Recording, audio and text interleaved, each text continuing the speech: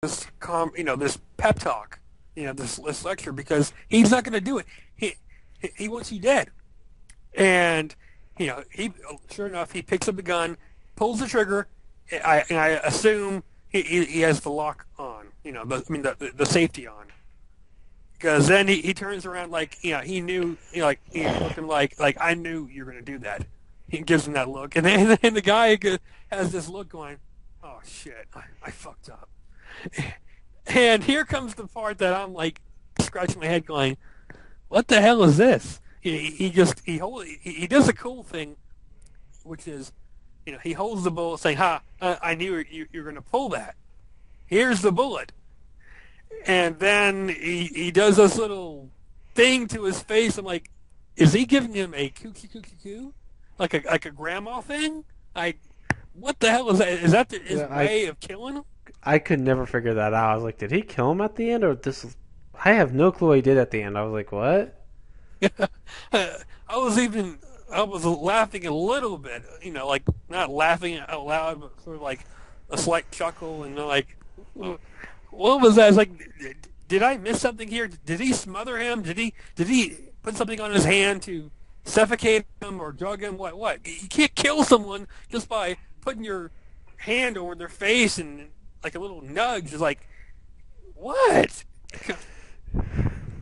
I was thinking about this a few earlier this week. See, are you ever seen the movie Crank? Oh yeah, with Jason Statham. Yeah. Oh, I love that fucking film. That film was out of its mind crazy. That and Crank 2 are great films if you like those really so bad they're good movies. They're perfect, so bad they're good movies. I was kind of thinking it would have been great. They should do make make what's his name, Jason Statham, take Liam Neeson's daughter. I'd love just to see how crazy of a fight that would turn out to be. Liam Neeson versus Jason Statham. Oh yeah, because Jason Statham is one of those actors to where it doesn't matter if he's playing the good guy or the bad guy. You root for him. He's that kind of character. He's both a badass hero and a badass villain. It's like, yeah, I got your daughter. You wanna come and get her? It's like, I could just see them duking it out. I mean, they have been like, they're two of the craziest actors. I can never figure out who'd actually win a fight between those two. Yeah. At least the expend. I actually prefer the final fight between Stallone and Van Damme because I haven't seen it yet. I haven't seen Expendables 2 yet.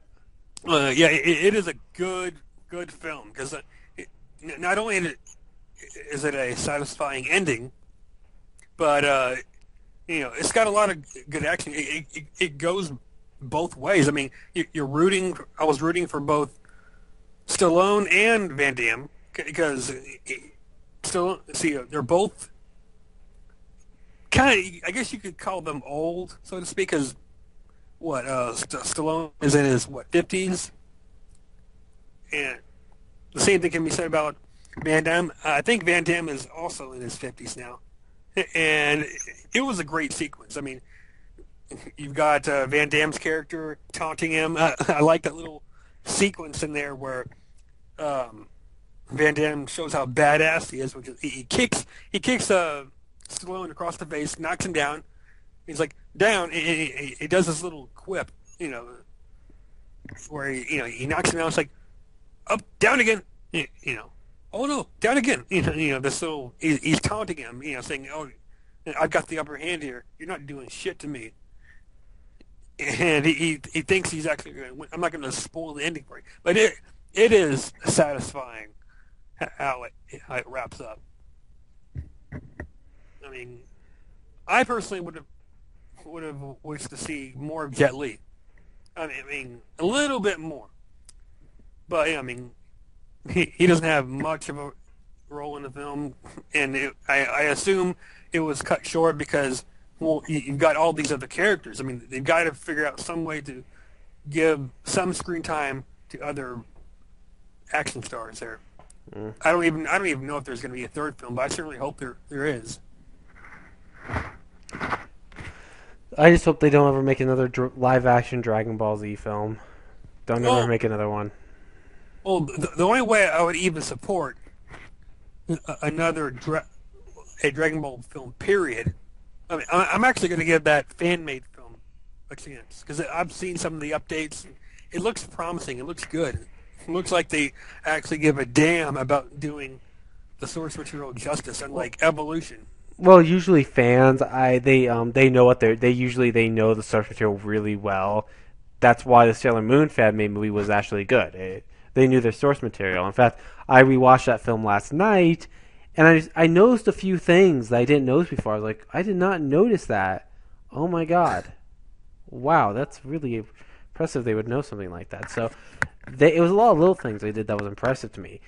And that's the fans. Even though it's like bad, even though the acting's going to be mediocre at best, and special effects are going to be pretty cheesy, you know it's going to be more true to the source material than what Hollywood does.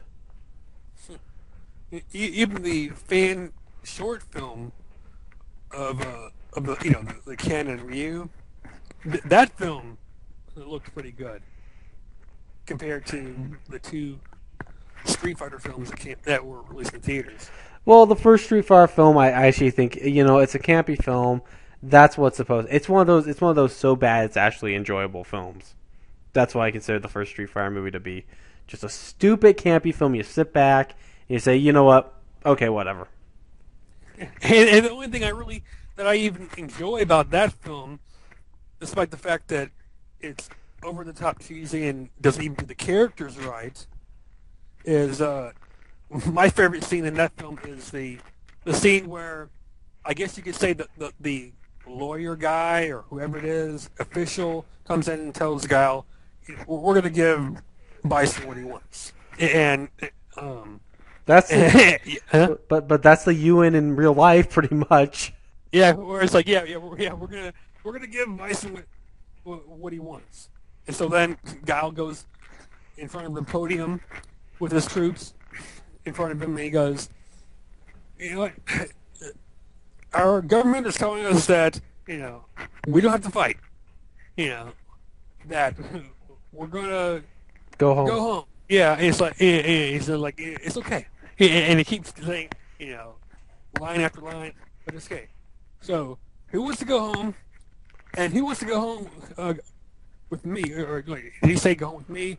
Who Or wants to go with me? yeah, that was really uplifting because it was like the guy was going, yeah, we can either go home, which is not a chance in hell, or go after Bison. And there was a thundering applause. That's one of the few things I actually enjoyed about that film, despite the fact that it's terrible, and the fact that if you compare it to Legend of Chung Li, It's a freaking it's masterpiece. yeah, it is because despite the fact that Chung Li, nothing against Kristen Krug. I mean, she's in she's got some good acting skills. I mean, I've seen her. I haven't seen her in a lot of work, but I've seen some of the trailer footage for Beauty and the Beast, and it looks a little bit promising. I've yet to see the first two episodes, but when I do, I'm sure it'll be better. Because I mean, Well, Street Fighter Legend Chung Li. First, it's Vega. They destroyed in that film. It's like, he was not ugly. In fact, he wore a mask to make sure his looks wouldn't get affected. So that's makes no sense why you'd put that in there. Second, why the fuck when were Bison and Rose ever related? I'm still figuring that one out because I never remember the games those two being related. yeah, and there's the guy, what is his name, Chris Klein or something, who played a detective. Like last I checked, Charlie was in the military. He wasn't a cop. A funny thing about that film, though, the guy who played that detective in the film. He was high when he was in the movie. He was high 90% of the time in that film. Did he actually say that? No, he was. You could tell though he was on drugs. He was fucking high as a kite in that film. And the one thing that jerked my chain with anger was, I think it was in a nightclub or something. I mean, Sung Lee goes in there. I assume she's going after some henchman or henchwoman, and some commotion breaks out. I don't know it, and out of nowhere, Sung Lee, she has a gun in her hand and she shoots and kills somebody. I'm like, Sung Lee doesn't kill people. I mean, when did that happen? I don't recall her doing. I mean, the way how she brought down criminals as an Interpol agent is she would use her martial arts against them, disarm them. She wouldn't shoot people. I will say that at least in the Street Fighter the movie, they got a good Bison. They actually did find a pretty good. They found a really good actor to play Bison. Oh yeah, What's his it's name? like Raul Juul. Uh, I don't know what his name is, but I remember him from Adam the Adam Family films. Those first two ones where he played Gomez.